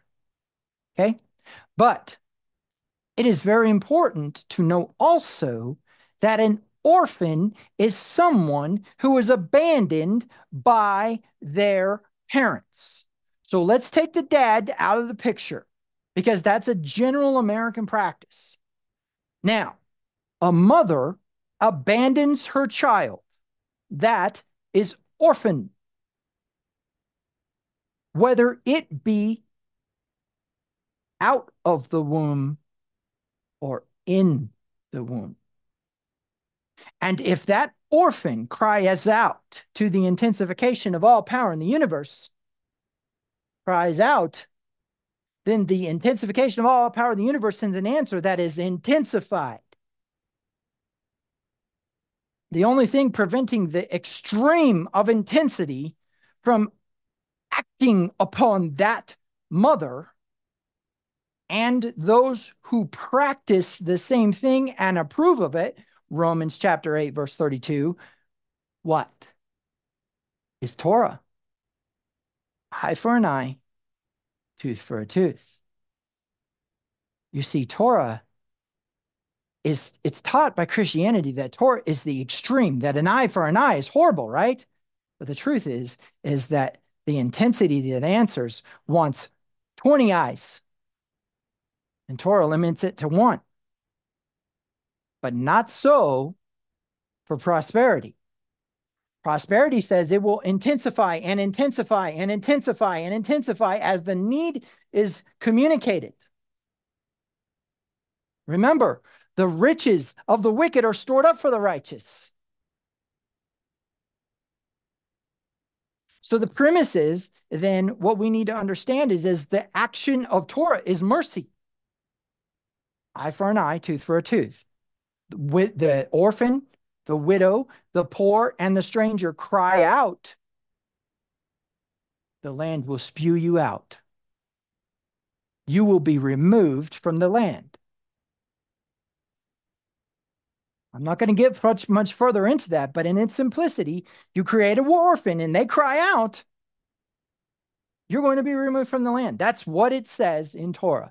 In your Bible, Christians, in your Bible. So I think one of the things then that we need to understand is that as something intensifies, as it is communicated or as it's amplified, then we could understand that there should be some evidence of that within nature. And you'll find something very interesting that storms do that. Storms amplify each other, right? You ever been in a situation where you were calm, person came in, they were a little bit agitated. As you communicated with them, they became a little bit more agitated, and then you began to feel agitated. As you began to feel agitated and communicated with them, they got more escalated and you got more escalated. And next thing you know, their bad day became your bad day. And next thing you know, you guys have wounds with each other that may or may not be reconcilable for years to come. Because this one came in at a lower frequency than what your frequency was, and you allowed them to drag you down into that frequency. But there's something more involved there. Yes, you went down to that frequency, but you never elevated back up. So the premise is you entrained to them, but then you did not become the master. You were the servant. You were the slave. So in that concept, then, what we have is an idea that there should be evidence of things intensifying. There is, and therefore we have found that this is a part of creation. And so it makes sense that he's intensifying evil, intensifying darkness. But now watch this, and this is the final piece of this puzzle, and it's an important one because of its root has to do with crying out, has to do with a request. Okay, so going to Isaiah 45:7, again, we need to see something very, very important, and that is the realm of action when it comes to shalom. So the whole idea behind action has to do with the concept in physics of force, right? And the premise or the idea that something is moving in a specific direction, right? Intensifying, yes, but moving in a specific direction.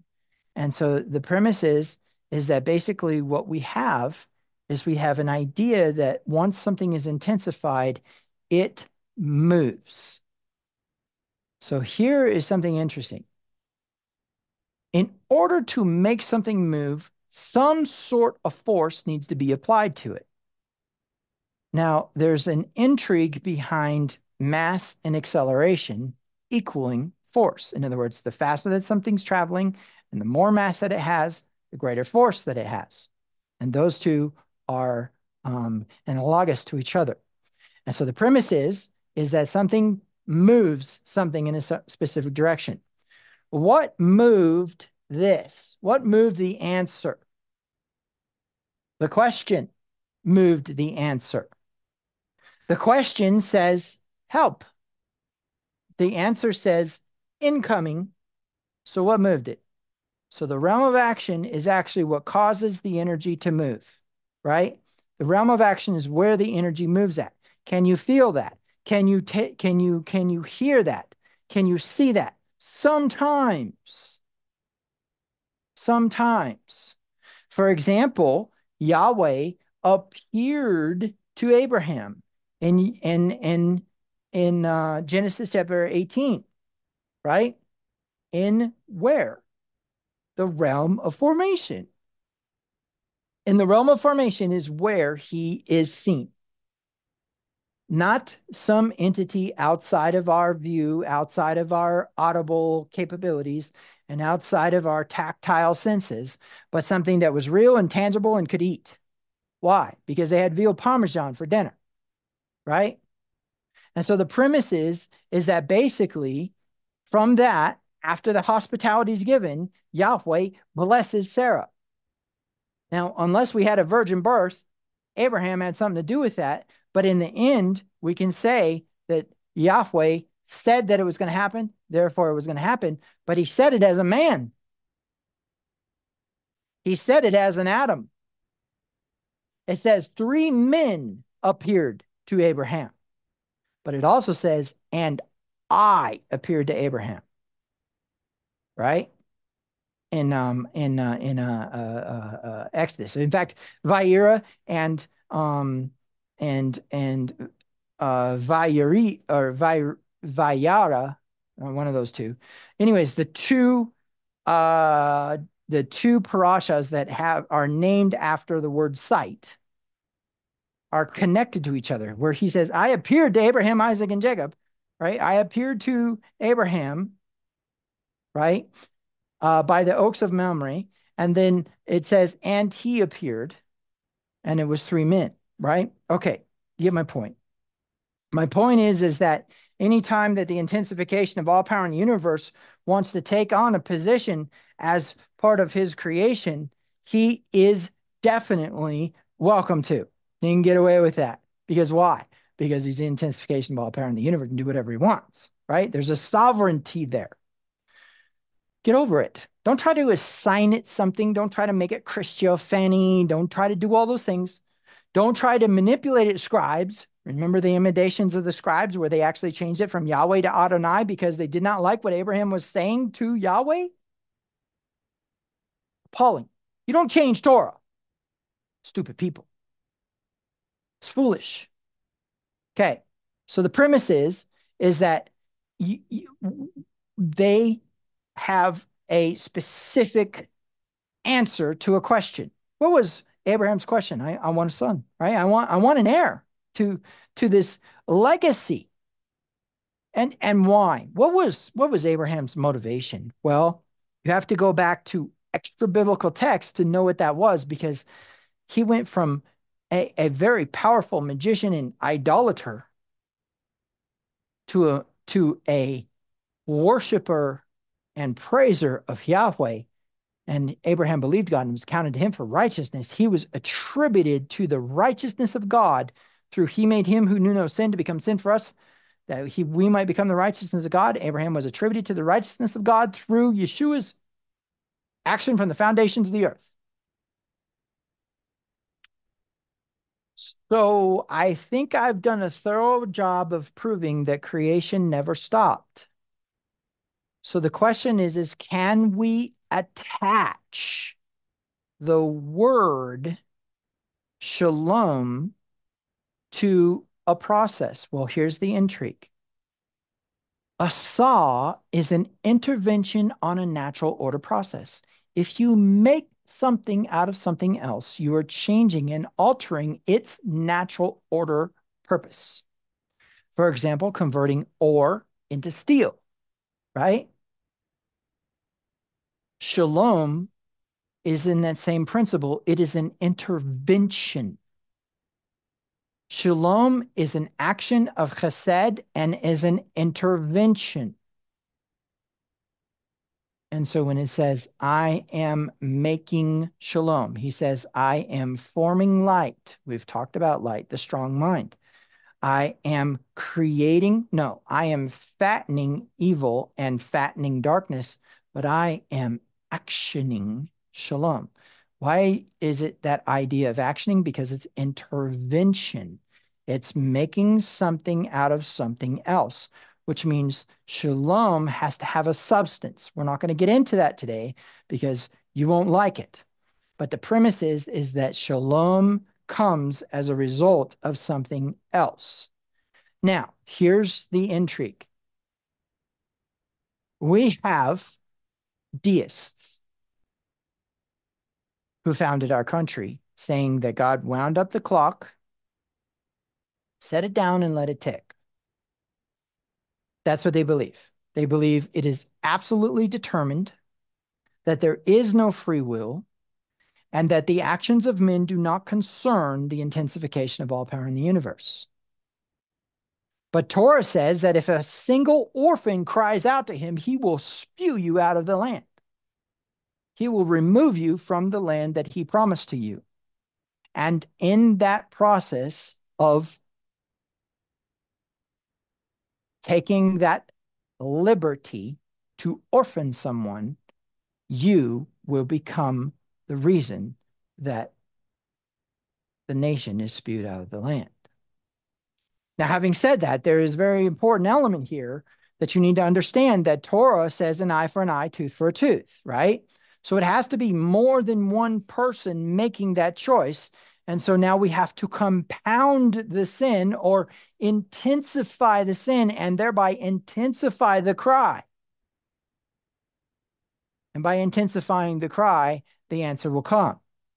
And as that answer comes, his promise or his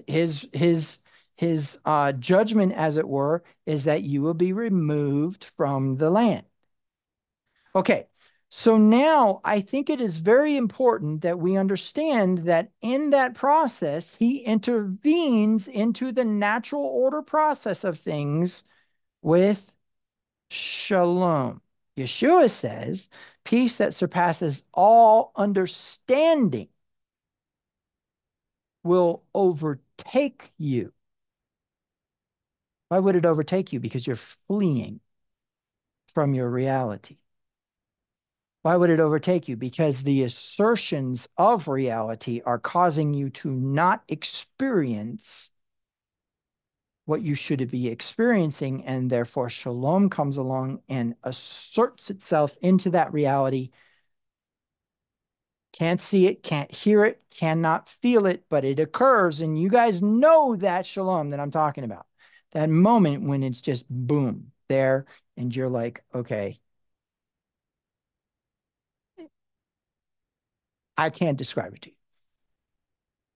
I don't have words. Okay, so making, forming, and creating do not mean what they mean in the Hebrew. And it is very important that when it says I create, it's not in the infinitive, it's in the participle. So why did the translators translate it in the infinitive? Because they need those 7 days to be those 7 days. Yahweh can't create after those 7 days, and yet he did. Who did he create? Eve.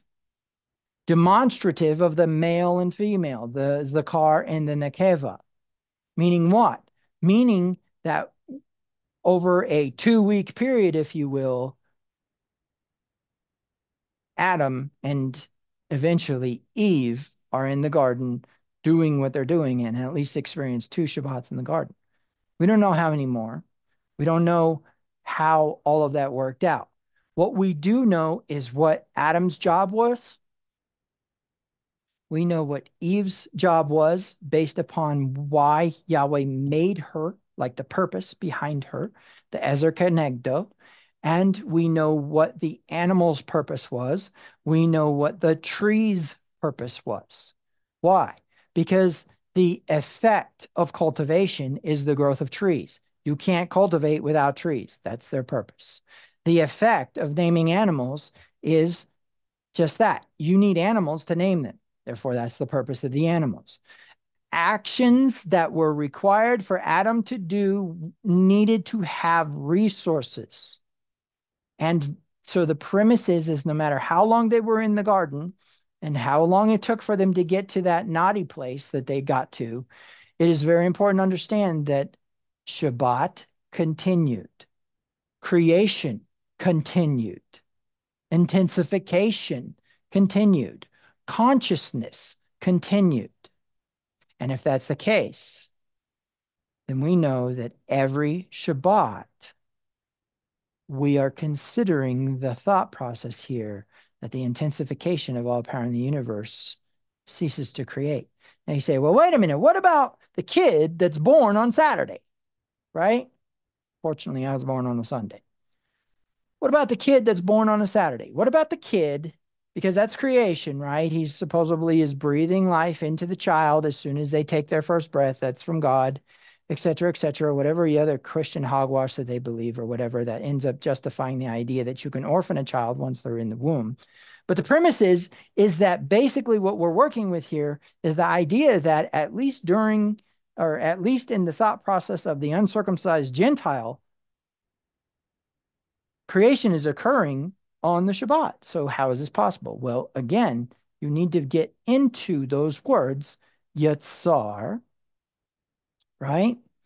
Yatsar, Bara, and Asa. You need to get into those three worlds, those three realms, those three dimensions, as it were. Because you need to remember, if God is spirit, there is no physical form of him.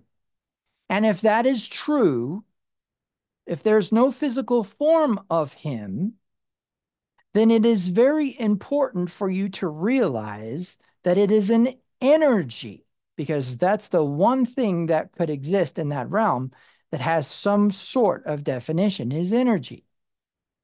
Some sort of thing moving through space and time and all of that outside of our realm, outside of our reality. So maybe it isn't space and time, maybe it's something different.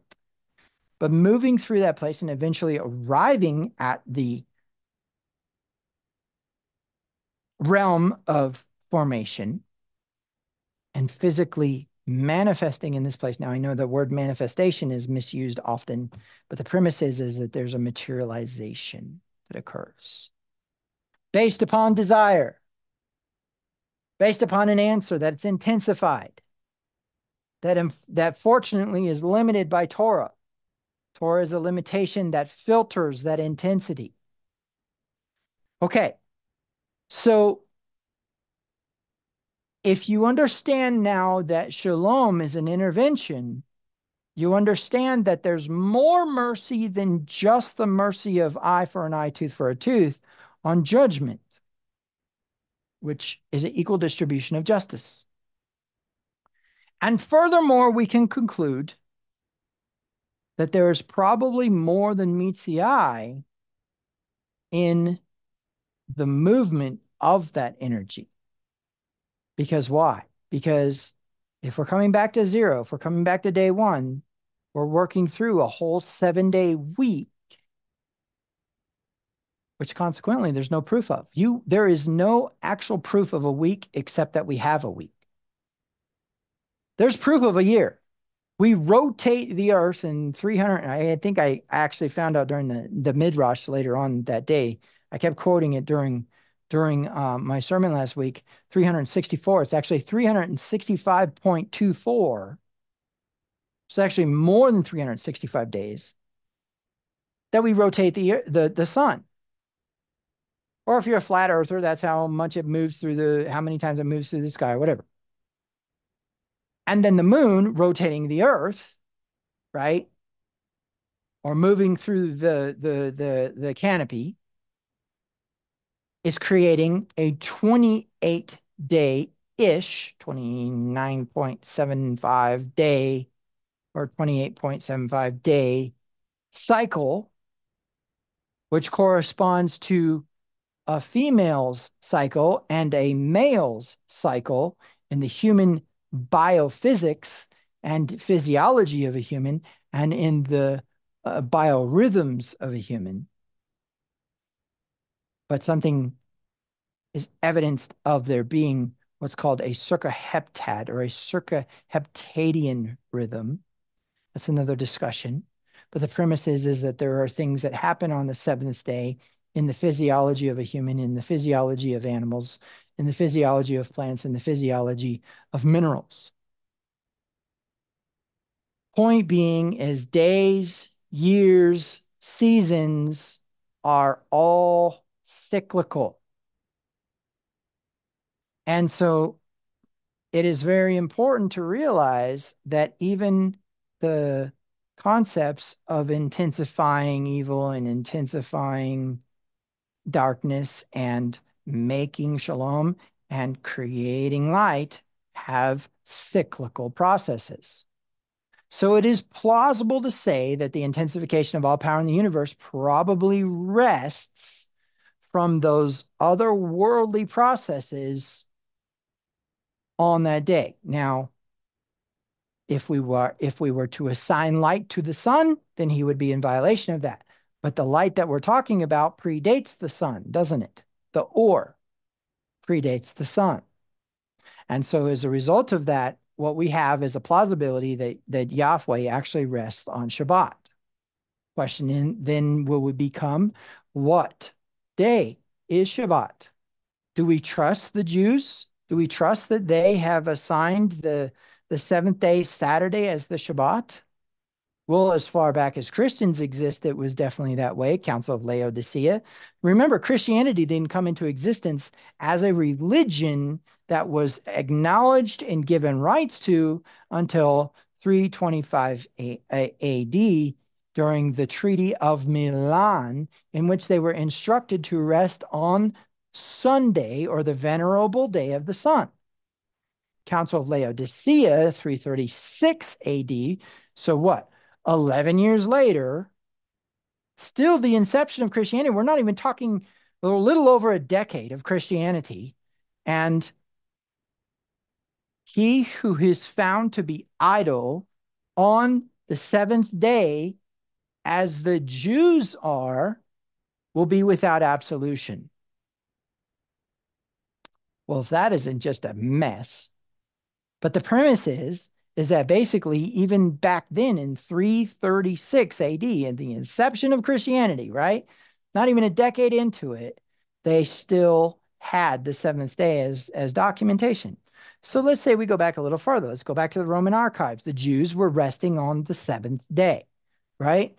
Let's go back to the Babylonian archives. The Jews were resting on the seventh day. So suffice to say, unless some weird thing happened in which somebody said, oh, yeah, you're not supposed to actually rest on that day. You're supposed to be resting on this day. And also they started resting on the seventh day or on Saturday. Ancient times tells us this is the day that Yahweh rests. So if your Elohim plausibly rests on this day, if your God plausibly rests on this day, why are you resting on Sunday? Or for you loony solar guys, why are you resting on Wednesday? You can't prove. The Babylonian archives say they rested on the seventh day of the week. You say, well, we don't really know what a week, we don't know what a Babylonian week was. We don't, but we do know what a Roman week was, and we're in it. So unless the Pharisees did some really weird thing, which I'm sure you would love to be true because you can't stand the Pharisees. Nobody can stand the Pharisees except those who actually are rabbinic Jews, right? Nobody can stand the Pharisees, but the truth is the Pharisees sought to restore the Davidic line of royalty, the position of the Messiah who was to come, and to put a fence around Torah, which means they're what? They're going to preserve the seventh day. They're going to preserve the seventh day. They're not going to change it. They're going to preserve it. So whatever they carried over from Babylon that was righteous, they practiced, because one of their fears was, if the people start breaking Torah again, we're going back to Babylon. So let's put a fence around Torah, which would be around the seventh day. And so the premise is, if it's plausible that the intensification of all power in the universe is actually resting from those forces on that day, then one could argue, when Yeshua said, man was not made for the Sabbath, but the Sabbath for man, we have much to learn from those words. Much to learn from those words. So, having said all that, I think one of the most important points that needs to be brought across here is, number one, that there is an ongoing creation. So it is not young earth and how you'd think, unless you're talking like in the last 3 seconds. And God knows how old it is, because the seventh day thing was just blown out of the water. But also, the premise is that there is a cycle to the Shabbat that has nothing to do with the realm of height, width, depth, time, and the five senses. That you are stepping into an honor or dishonor with beyond your understanding.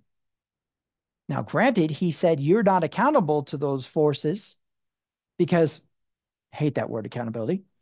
You are not connected to the cause and effect of those forces unless he chooses to reveal that to you. But you are definitely connected to the cause and effect of the forces that you do know about, that you can perceive, that are tangible, which means Shabbat stops being about playing video games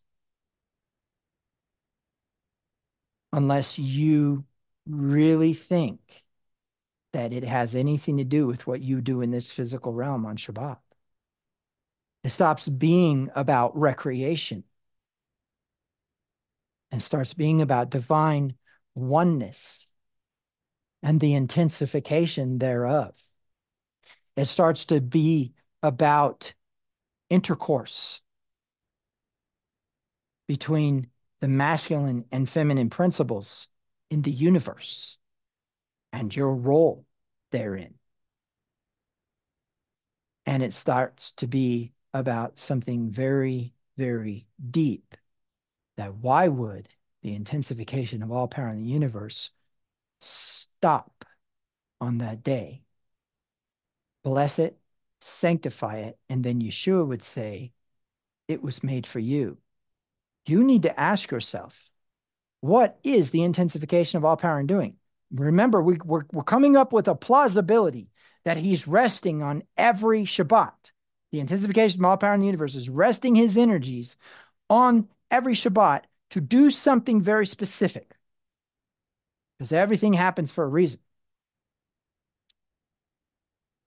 We need to go back into the commandment of the Shabbat and see if we can find out what he wants us to do, or perhaps maybe what he doesn't want us to do, but he wants to do to us on the Shabbat. So we will continue in our cycles study, and it is intriguing to me that even though that I know that this is going to be long, this teaching is going to be long, we need to get through a bunch of stuff to get to where we need to get for the theme for this Torah cycle. I know that also I am week by week learning and observing and seeing new things about it. So it's like, okay, here's a subject, Q, and it's going to take probably this long to teach, right? Here's the subject. We're going to probably take about this long to teach. And what happens? Oh, wait, here's some more and some more and some more that wasn't part of this information to begin with, which is lovely. It's beautiful. That means that we are still within the realm of the intensification of all power in the universe, providing correspondence by which we can understand what? The invisible attributes of divine nature and the eternal power of the intensification of all power in the universe, but then also his omnipotence, his omniscience, and his omnipresence. Something that is foreign to the Christian, who dichotomizes God as being way out there and heaven and the kingdom of heaven being way out there, when Yeshua said, it is within you and you are to seek it first. It's here. It's inside here. Somewhere inside of you is the answer to everything that you need to understand about the universe. Now, the intrigue is that everybody's trying to talk to something out there. And everything, and I even do it, where I'm like, I need something greater than me. I need something outside of me. But the truth is that is not where he dwells. And what will really blow your mind is when you realize that when you start to submit to those intuitions, it's him. You are actually stepping into that bridehood. You are actually stepping into that vessel of reception. Okay, so having said all that, we'll go to Midrash and we'll discuss the deeper things, because of course at Midrash we discuss the deeper things that weren't in the teaching. And then I will see you guys the next time that we talk more about cycles.